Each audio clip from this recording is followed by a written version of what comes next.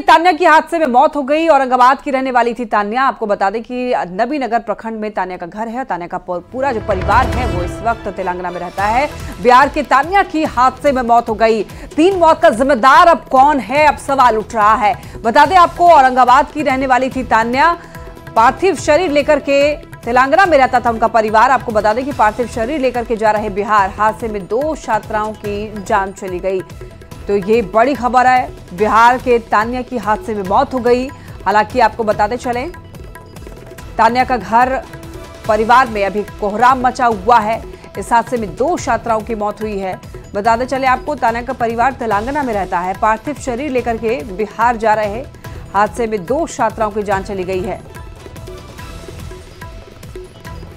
ज्यादा जानकारी के लिए संवाददाता नीरज हमारे साथ जुड़ रहे हैं। नीरज, देखिए, कोचिंग सेंटर में पानी घुस जाने से 3 छात्रों की मौत हो गई, जिसमें से एक तान्या नाम की भी छात्रा पढ़ रही थी वहां पर। क्या कुछ जानकारी मिल रही है? कहा जा रहा है परिवार वाले दिल्ली आए हुए हैं, दिल्ली से अब शव को ले जाया जा रहा है बिहार।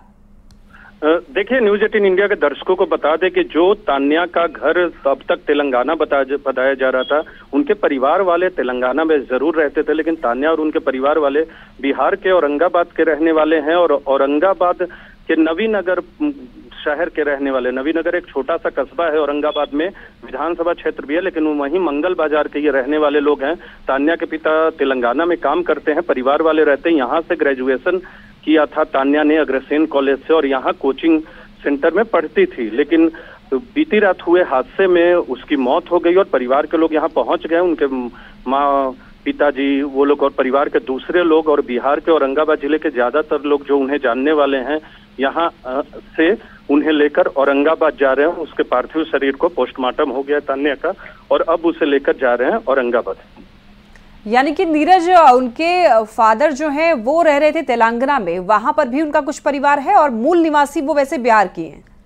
देखिए, बिल्कुल वहां से ही जुड़ाव है, बिहार से। तेलंगाना में काम करते हैं, वहाँ काम जरूर करते हैं, लेकिन रहने वाले लोग बिहार के हैं और बिहार में ही उसके पार्थिव शरीर को लेकर जा रहे हैं परिवार के लोग। अभी जस्ट जब आपसे बात हो रही है तो यहाँ से वो लोग निकल रहे हैं हमारे सामने, और वहाँ उसका अंतिम संस्कार किया जाएगा। लेकिन इस दुखद घटना में उसकी मौत हो गई है तान्या की, जो कि बिहार की रहने वाली थी। अब तान्या के परिवार वालों का क्या कुछ कहना है नीरज? देखिए, कैमरे पर बात करने की कोशिश की, लेकिन इतनी बड़ी घटना, इतनी दुखद घटना है परिवार के लोगों में, और जो सगे संबंधी और तान्या के दोस्त लोग हैं जो उससे यहाँ जुड़े थे कोचिंग के जरिए, वो बहुत आक्रोशित है। तो कैमरे पे आने की स्थिति अभी नहीं है। अब बिहार पहुंचकर लोगों से बात करें, लेकिन जो उनके दोस्त हैं जिम्मेदार ठहरा रहे हैं व्यवस्था को, और जिस तरह से ये हादसा हुआ, और तमाम लोग मौजूद हैं इस वक्त यहाँ अस्पताल में, आरएमएल अस्पताल में, और यहाँ से उसके पार्थिव शरीर को ले जाया जा रहा है बिहार। और ऐसे कोचिंग प्रबंधन का क्या कुछ बयान सामने आया है इस घटना के बाद?